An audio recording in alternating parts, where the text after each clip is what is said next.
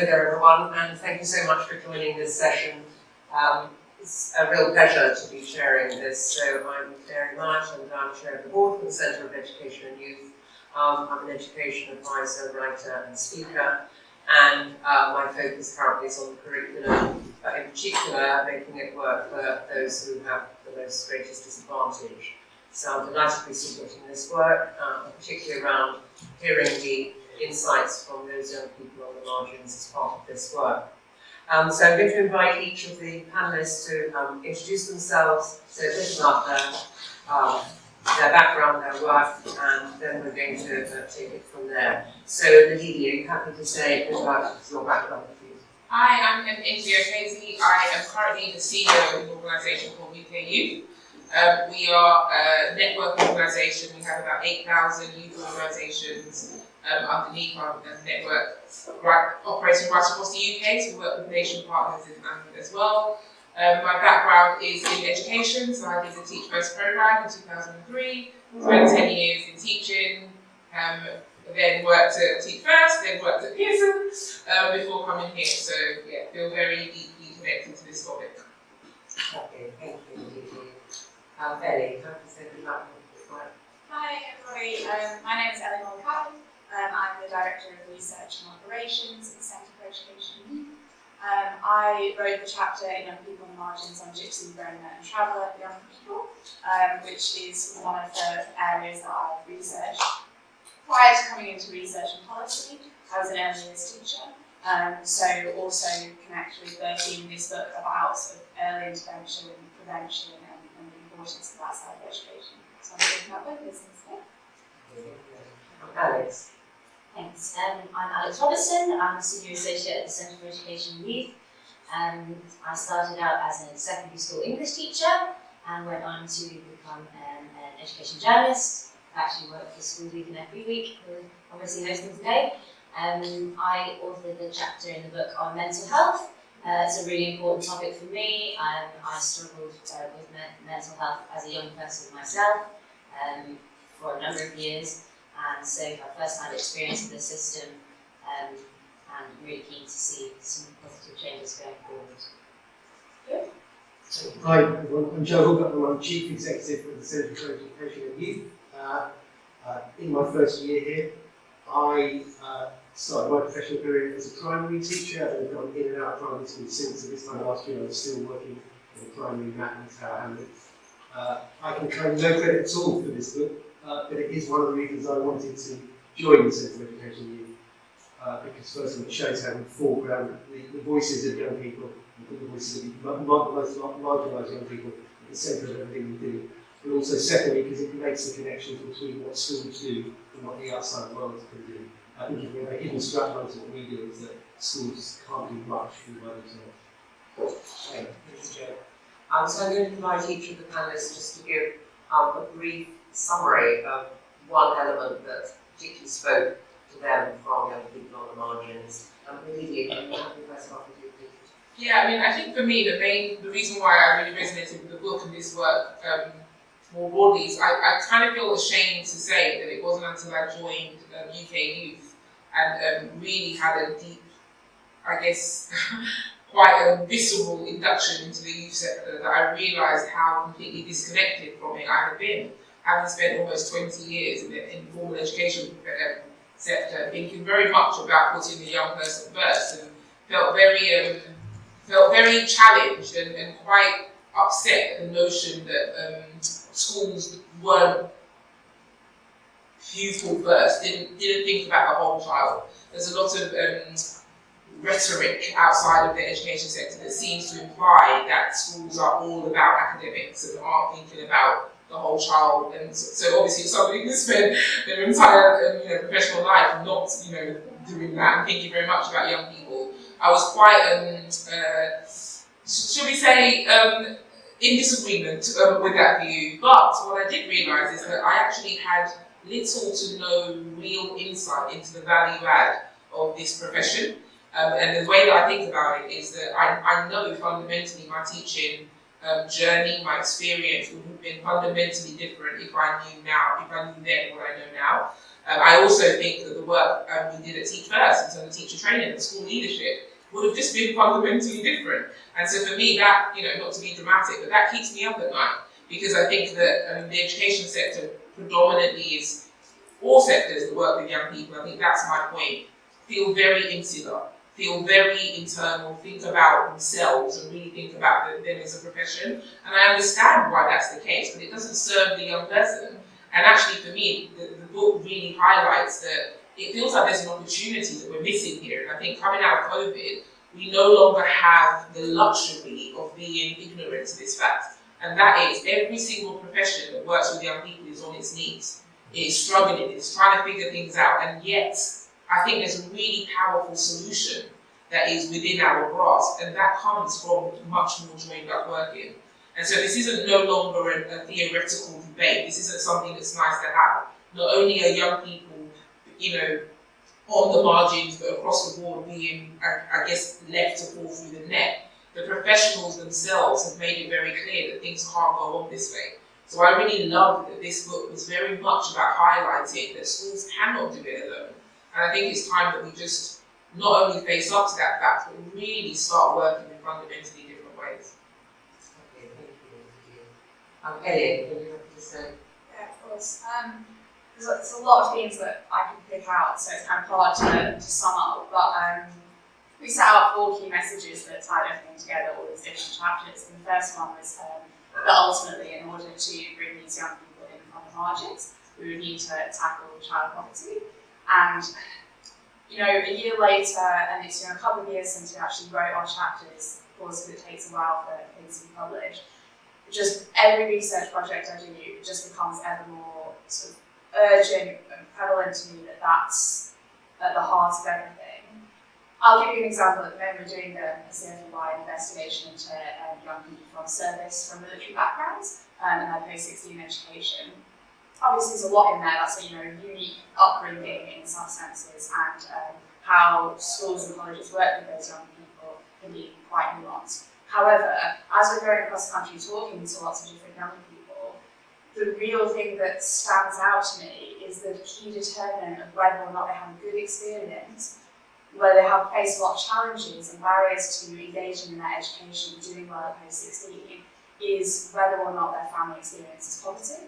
And if they do, then any barriers like their parents being deployed or anything else, or the mobility that service families often face, it's just really sort of times tenfold because they're struggling materially. So I think tackling poverty is one of the key messages that came out of this, and we've seen policy has demonstrated that poverty is policy responsive. Essentially, if we put the help in place, then we will see a difference. Joseph Rowntree's most recent report on child poverty, for example, highlighted that despite the fact that the pandemic really unearthed and sort of uncovered a lot of poverty, and there was a lot of conversations and education about the real severity of that situation for young people, child poverty actually decreased slightly during the pandemic because of the uplift in universal credit.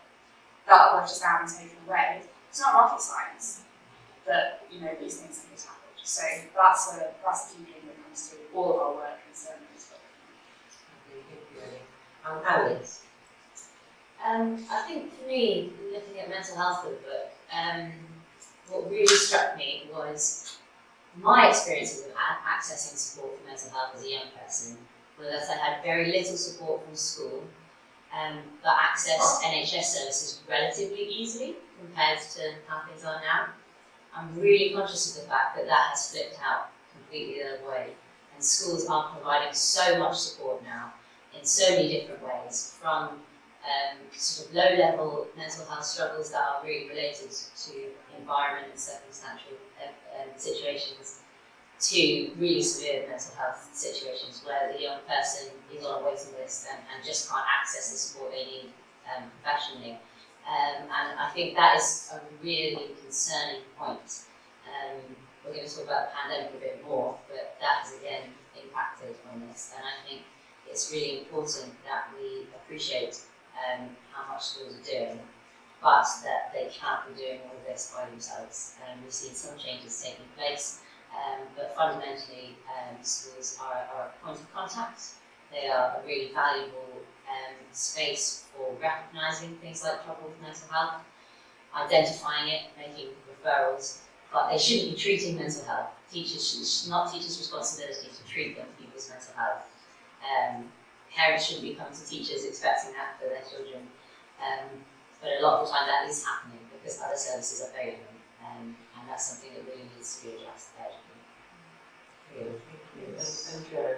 Thanks. Yeah, there was one message in the conclusions of which is about how adults working with children need to hear children's life stories, and children need to know that they've been heard. And I thought that's my own starting days in primary schools and the kind of the shock that generated from hearing those life stories in various ways. And then I thought about it now, and I thought, first of all, that's it's kind of easier for the youth sector. I think it's kind of part of the way they work, really. It's more difficult for teachers, partly just because of the time and the other pressures. I also thought about schools with so-called no excuses cultures.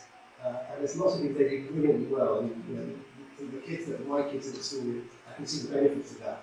But within that, there's some messages which just kind of leave your life story at the door. And I think then, is there a way to kind of nuance the no excuses culture so that we can bring and recognise some of that? Secondly, I'm just trying to read my camera, so I'm struggling. I think during the pandemic, we actually got to know kids' life stories a bit better than before. It's weird because actually they weren't in school. But we got insights into their lives, we got better relationships with their parents. Certainly when I think about the primary schools I was working with yesterday, and is there something to build on there? It was a really difficult time, it continues to be so. But is there a new knowledge that we can build on and draw on to support these young people much better? And thirdly, in terms of hearing life stories, some kids, you're going to hear their life stories, whatever, they're going to tell you, and they're going to kind of be front and centre. It's hard to avoid their life stories. But there's a whole group of kids who are quietly lost in our system, particularly year groups. I was thinking about year 8 and 9 as a moment when these kids are quietly lost. And what can we do about those kids who are at the margins, but they're not shouting about that? Is there some way we can kind of bring in their insights and make sure that we do the best for those kids as well, raise those kids that are more obviously at the margins? Great, thank you, Joe. So, some general questions I'm going to put to you. It's panel and just pick them up as you'd like to. So, given that the book was written before the pandemic, what do you think the pandemic has revealed about the subject matter that's covered in the book? And has your thinking evolved during this time, and in how young people on the margins can best be supported? So it came out at a really critical time, and then we didn't know the pandemic, the lockdown was going to start. So quite interesting just to reflect on the differences in that relatively short space of time. So anyone would like to pick that up? I do like it, yes. I think the pandemic for mental health has been fascinating, really. I think it has really highlighted to people who perhaps have never had a negative experience with mental health or weren't aware that they had what it is like. And I think generally the kind of conversations around mental health, how to look after your mental health, the kind of things that affect your mental health, those conversations are happening much more now. People are much more understanding, are much more open as a result of this kind of universal challenge that we all face. I think one of the things that concerns me is the idea that means that people start to see all kinds of mental health challenges in the same light. So there's a risk that you have young people coming to you potentially with quite a severe issue, then people coming to you who are just going through a bad patch and need some lightly touch support. And there's a risk that they get the same support now, that they get the same help because of this kind of sense of we're all in it together, we've all been through these challenges. So it's really important to me that we maintain the differentiation between those two circumstances, and the specialist support is still available. We know that In 2021, 1 in 6 children had probable mental health disorder, which is up from 1 in 9 in 2017. There are various different factors that have affected that, but in terms of 0 to 18-year-olds referred to mental health services in 2021, there's an 81% increase compared to the same period in 2019, which is astonishing, and that is compared to an 11% increase in adults, referrals for adults, and so we need to unpick there whether those referrals are happening because more people are illiterate in talking about their mental health, but also making sure that the people who need the care most severely are getting that support. One of the issues that was kind of really important during the pandemic, the impact on eating disorders, particularly amongst young girls, that was something that I struggled with myself. I'm really conscious of the fact that the number of children under 19 waiting to start treatment for that quadrupled between 2019 and 2021, which is astonishing. And we really need to have some clear systems in place for dealing with that. And ultimately, the system is still really under-resourced. You know, the specialist services are really under-resourced. And we're getting better at knowing how to make sure that people understand how to refer young people to the right areas, but then once they're referred, they can't get that help. So it's great that mental health is on the radar and being understood more, but ultimately the specialist services that we've been If you can ask me if you have noticed anything significant since it could be positive as well as... Yeah, I was going to go there actually. I do actually think the pandemic I often think that in this effort to think about joining up working, I actually think the pandemic accelerated what that could look like because there really wasn't that much choice. People had to figure out how to find children. That's the first thing. There's so many children that disappeared into the ether. And so we saw lots of conversations around youth organisations that maybe actually just had a more different connection to young people and families that were able to connect to schools and work much more aligned. And you saw the same thing with the social sector as well. I know for me, I started as a CEO in January of 2020, and even those first 8 weeks, brilliant time to start as a first-time CEO. The first 8 weeks, I remember, the typical kind of banging on doors, trying to get people to, kind of engage. And then as soon as the pandemic hit, we suddenly were just in these rooms where almost everyone was gathering. It was virtual, wasn't it? So it was so much easier to meet with people.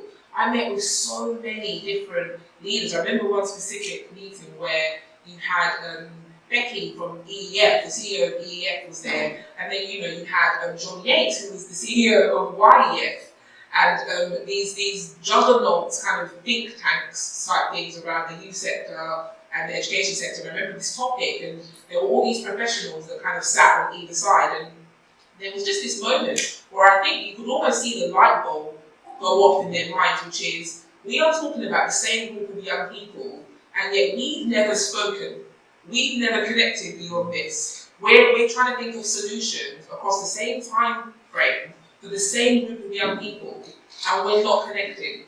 And you can see the professionals realise that in a way that I just don't know how long it would have taken for them to realise it in the way that was so palpable in that time. So that for me was now for me, and then all the things around digital and the digital divide and all the realities that I think so many different professionals could just speak with so much more authority on given topics that I just think was really powerful. So for me, the issue now is how do we maintain that momentum and how do we keep going? I just want to find a way to connect it, to come back to something that Joe just said, which is the no excuses culture. And I just want to build on that maybe make sure that we don't paint all schools under that in the same brush, because first of all, one of the reasons I stayed, I was an assistant principal at Burlington Bates Academy. The school was in special measures failing, and then a head teacher came in who fundamentally had a no excuses culture. But what she ultimately meant was, I 100% want to see the stories of these young people. You have to know them, but we're not going to let that limit them. we're not going to say because of this, you no longer can do all these other things. So when I give no excuses, I think of Reach Academy, I think of Totteridge, and I think about these schools that, they go meet with the families. The stories are really important. But no, we're not going to let that be the end of your story, if that makes sense. And I just think there's a nuance with that. What we don't want to do is because so many schools, let's be honest, do allow those stories to limit what they think young people can do. And we can't allow that. So I just wanted to throw that in there. Elaboration. Yeah. Anything you'd like to say you think is doing? Yes, my point on this, I think as people were talking, is that I think that sort of all those things were brought to the fore, like the digital divide, teachers being more aware of what's going on in people's homes, some pupils disappearing, and that highlighting that there's stuff going on that we didn't know about. The public in general appreciating how much schools do. I did a project on homeschooling, and parents that had not previously homeschooled, seem to be gaining a greater appreciation of what teachers and schools do, and also particularly a greater appreciation of the importance of school beyond academia and like subject and learning, in fact, just like that social, holistic support. But without sounding really pessimistic, I am concerned now when we're sort of, what we're getting close to a year-ish, 6 months-ish towards more normality, that people have short memories and those things are being lost. What we're talking about here, poverty, mental health services, it really comes down to the fact that you need funding, you need government policy behind it. You don't just need public awareness, you don't just need teacher awareness of these things. And in the complexity of everything that needs doing, and the complexity of an under-resourced sector, and things like that, there's great work going on, like Indeed says, more people joined up sectors, but we really need to keep that memory of all those things that run it, and not just, leave things in the same way. Not to be too pessimistic. But we really say it's not realistic. June. Yeah, so when the pandemic started, I was in a very different job, and I was asked to write a report for international development on Ebola in West Africa, and what was the educational impact of that.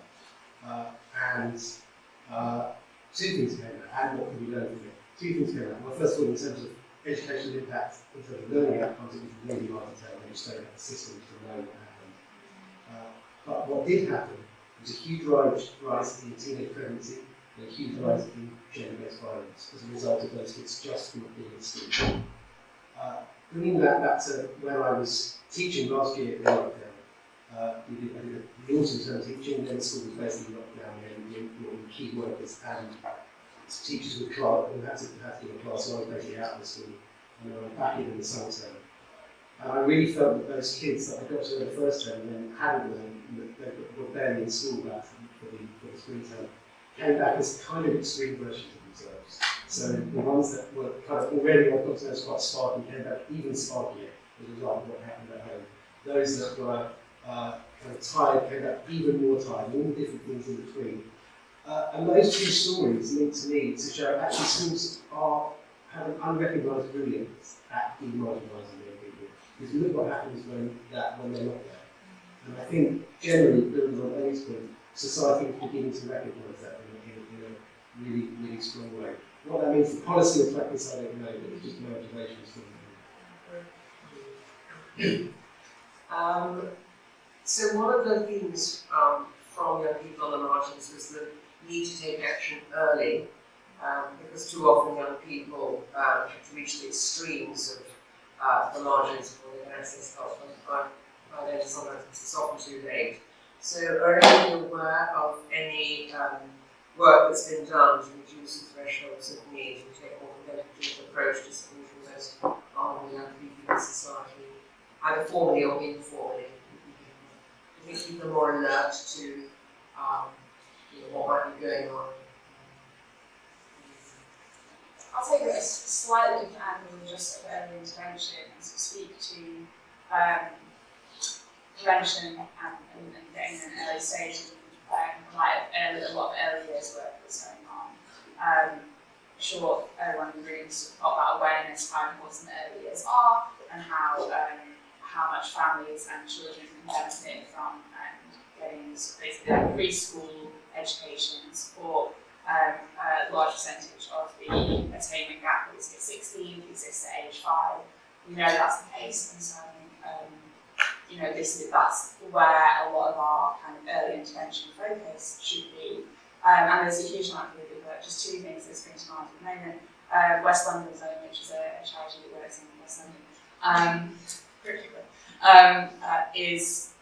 they have a primary programme, and we're working with them at the moment to evaluate their early years programme, and they have that sort of understanding that from all of their years' experience in primary, they're seeing that actually if they get their link workers in an earlier stage, working not just in reception but in nurseries, ideally pre-children coming to nursery to build those links with the family, they're seeing much better sort of outcomes there. So we're working with them to investigate exactly what kind of actual support and what way of working with parents empowers parents the most to support their children at that early stage of school. I think there is that growing understanding, and of course, government funding for the 30 hours is a positive thing overall. I think there's also a real push in the sector at the moment to essentially make the government understand that that funding is insufficient. We are facing a real crisis in that part of the sector because of the impact. Sorry, I've explained that earlier, but because of the impact of the pandemic on funding, where parents had their primary school age children at home, so they kept their early age children at home. The impact that had on a lot of nurseries essentially means that there's a huge amount of closures going on in that sector, and those institutions that are still open, the settings that are still open, are struggling to operate with the funding from the government. But I think there is a growing tide there that we're starting to understand that something needs to happen there. Thank you. So I'd like to ask you, Ellie, now, in terms of, given that this out of school's not for everything, can you expand a bit on your comments earlier about schools and youth organisations working together to provide more wraparound support for young people? Some of the practical things you see quite important. Yeah, and I think the book, obviously the whole premise of the book is trying to find these green shoots of examples that people can use and build on. And I think there are in this kind of motion of cross-sector working, but typically what I think you see there are schools that have youth workers embedded in them. There are schools that might do specific CPD, trying to get their professionals to understand social sector and things like that. It all felt for me that there was still maybe further that we can go. So one of the things that I actually had a conversation with colleagues and people that I kind of worked with before, just to think about what could shake this up in terms of people's things. It's interesting what you said, because for me one of the things I think is the missing ingredient or the catalyst for this is awareness. I actually don't think people are aware. Like I think if I knew, I think I would have done different and maybe figured things out in a different way. So I actually don't know the solutions in lots of ways. But one of the things that we got together with Frontline from the social care sector and Reach Academy in Belgium and UK Youth, we got together and we said, actually, what would it look like to train our professionals together? So rather than this kind of drip feed thing, what would it look like if they went on a collective leadership program? And so we are piloting that exact thing, and it's called Joined Up Creatively. But it is, the premise of it is, imagine taking 20 professionals from each of these sectors, then bring in police, bring in health, bring in all of these professionals, and you actually are saying that their problem statement is, how can we work better to affect the lives of the young people in our community, right? And you almost leave it at that open hypothesis. And we actually launched a few weeks ago, and everything that you would imagine or hope for is exactly what happened. First of all, the reality of these professionals saying, look, I've got a lot of judgment about you, and here's what you're doing wrong, and here's what you're doing wrong. But then suddenly hearing from the others and realising, wait, I didn't even know you did that. I didn't know that you think about that. Wait, we have the same vision for young people. We care about young people. There was a really powerful moment when some of the teachers in the room said, it really upsets me that people think all we care about is academics, but there's this accountability kind of pressure on us that is forcing that narrative. But I care about my children, I care about my students. And honestly, you could see that was a shock to some of the youth workers in the room. And that sounds ludicrous, but it was. And I think that you heard them kind of take the ownership of, wow, what would it look like if we suddenly came from a place of understanding? So that for me is, obviously kind of speaking from something that we're closely involved in, but I think things like that feel like it moves the dial on the sorts of things that we're talking about, because I think we have to find a way of infiltrating the process that these professionals go on. It can't just be a random CPD or lecture. We have to find a way of literally bringing them together in a really sustained way. And I think training is a really powerful way of doing that. Well, I'm so glad I asked you that question, because I think absolutely riveting. I'm sure that's up next. And no quick fixes here. Absolutely. Really exciting. Thank you. Joe, if I could ask you any insights about your views on children in care or on the edge of care? We in terms of children on the edge of care, it seems that outcomes for them actually we should be almost more worried about outcomes for the children in care. Once the children is in the care system, there's a whole set of support structures that might not always do the best job, so kick into place in some ways they can improve some choices and other things. But on the edge of care, it looks at a much more difficult deal, should we say. I've got no particular solutions. I'm sure some local authorities are much better dealing with this. Children need it than others, but I think it's something that needs to be put in front of thinking around consumer practice. I think a link to that, I hadn't picked up until the other day that thousands of children are looked after by family members, and they're not able to tap into the same sources of funding and support unless there's a formal process around it. So that's another whole area of marginalisation. Thank you for that, Joe. Ellie, can I just ask you about any developments you're aware of in terms of the work you did around Gypsy, Roma and travel, young people business? Yeah, absolutely. So the timing of this one is quite interesting on that front. There are some changes that have happened, some not good changes and there's some good changes. But it's a little bit painful because yesterday the Higher Education Policy Institute launched a report on Gypsy, Roma and traveller young people's access to university. My original sort of interest with this group of young people was about their access to university as well. I released that report in 2017. I read the HEPI report yesterday. It's an excellent report. They actually have dug down to the data a little bit more than we were able to. For instance, finding that only 3.6% of Gypsy and Roma young people, and 6.3%, and then 3.8% of Irish travellers access higher education compared to 40% of other young people. It's really important to have that data. One of the big recommendations from my report was that we needed to get that data. However, that data does not paint a picture of anything sort of changing in the direction that I would have wanted 5 years ago. I'll mention 2 really important changes that have taken place in the past year. One is a really good one that was in line with one of our recommendations, and that is that in the census, the category for there is a new Roma category which allows Roma people to describe their identity, so we're going to know more about the number of those people in the population. And it doesn't conflate that category with Gypsy, because for Roma people, Gypsy is considered a slur, whereas for British Gypsies, Gypsy is their ethnicity, that's their identity. So those things need to be separate in order to collect accurate data. The census has done that. We're obviously waiting for the statistics on the census, but that should be really revealing. And hopefully the school census, which currently does conflate Gypsy and Roma, which essentially leads to Roma people not ascribing their identity, will hopefully follow suit.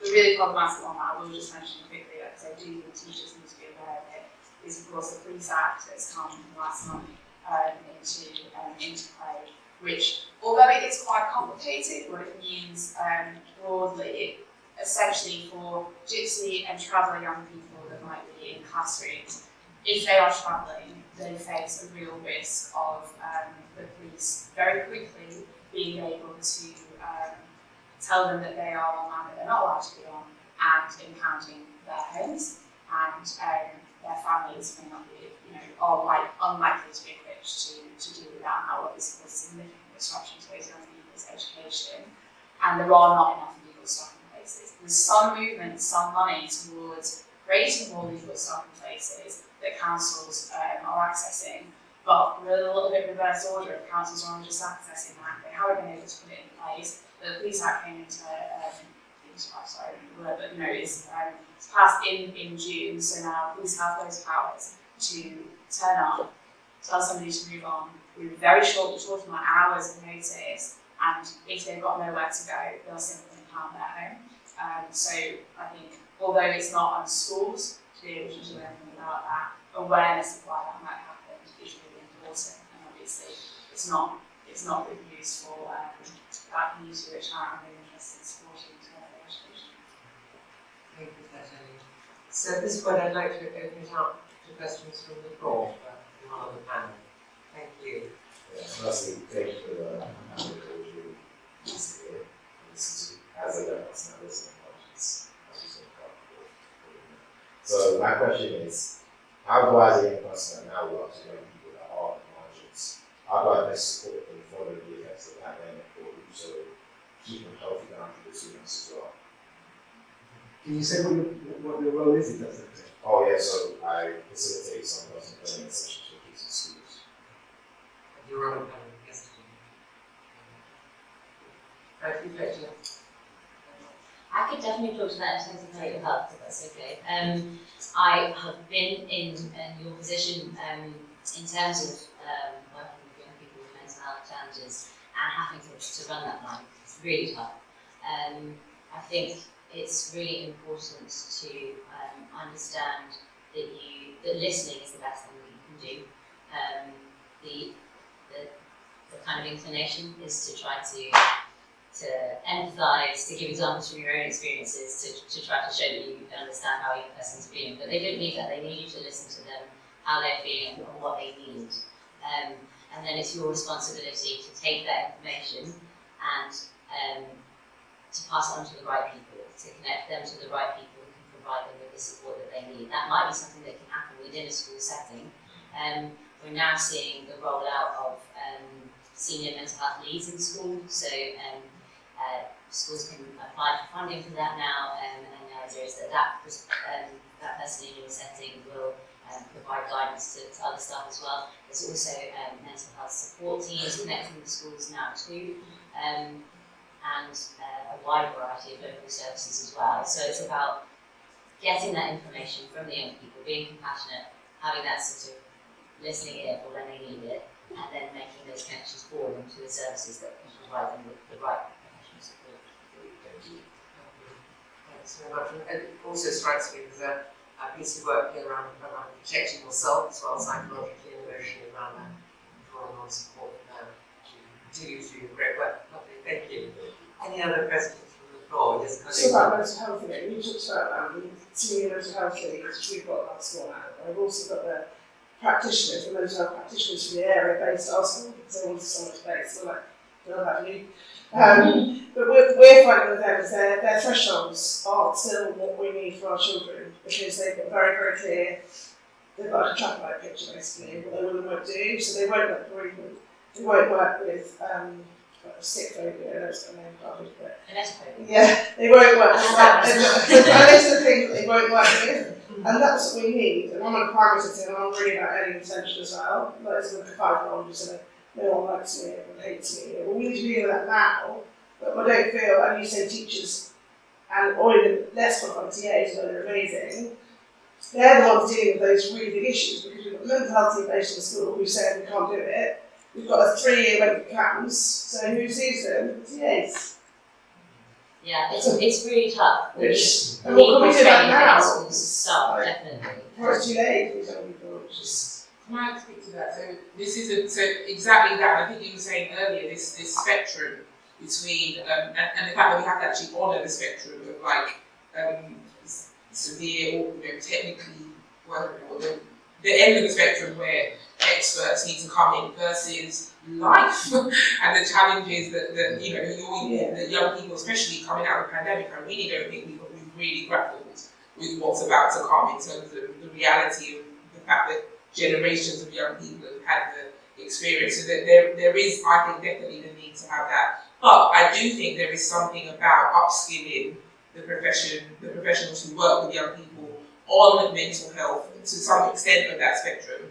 And we really believe that. And one of the things that we've been able to do is work with two phenomenal trusts who, the Joseph Roundtree Trust and the Westminster Foundation, who have collectively put in, we now have £11 million into this fund to basically upskill the youth sector on mental health. And they're not mental health specialists, it's not about that. But it is about how do you talk to young people about bereavement, how do you get a bit further than the I'm here for you, which I think is a thing, but actually being able to provide support. And we've just, as you can imagine, inundated.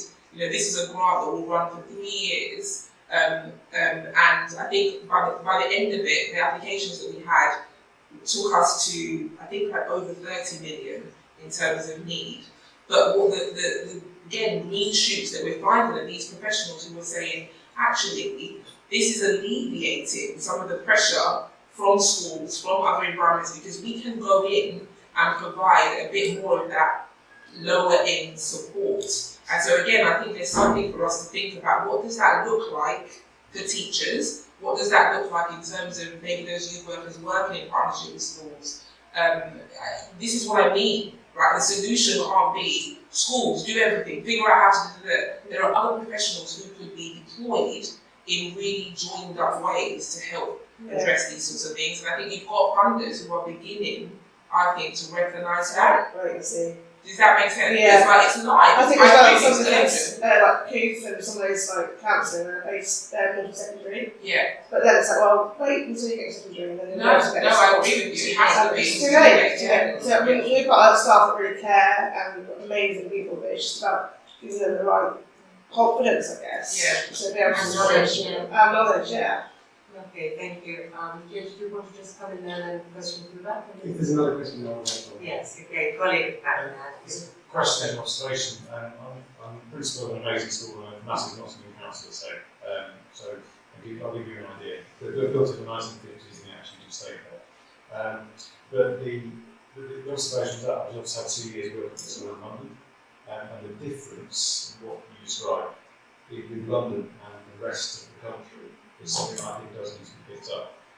I was amazed at what was available in London, and could compare to how it works in the Midlands, rather than going back to the Midlands. There needs to be something done to address that gap, because there is a significant gap. The second thing is we talk about schools nothing else doing it. When the facilities aren't there, schools have to do it. And it's like we've got 4 social workers in the school now, because the social workers just don't exist to support people. And the question I've really got is, at what point does it become unsustainable? And that's really, because there is a position where it is unsustainable, and it's just can't. I mentioned to Alex from Smuggler's, we've had 2 police reports now just this morning. I sat down open my email, so that's why it's a bit rude with email occasionally, because I have to do it. So the question is, at what point does it just become unsustainable for schools? And what we do when it just isn't there? Yeah. Thank you, and thank you, Jeremy. I think we're reaching that crisis point in terms of the demand side, supply side, just what's going on. We're doing some research for DfE at the moment, and these are just stories rather than evidence that we're hearing about. Lots of small kids being referred to PIUs in the way they hadn't been before, 5 or 6 year olds, what's happening there. We're hearing about so many parents demanding EXCPs and so on, massive crisis and demand there.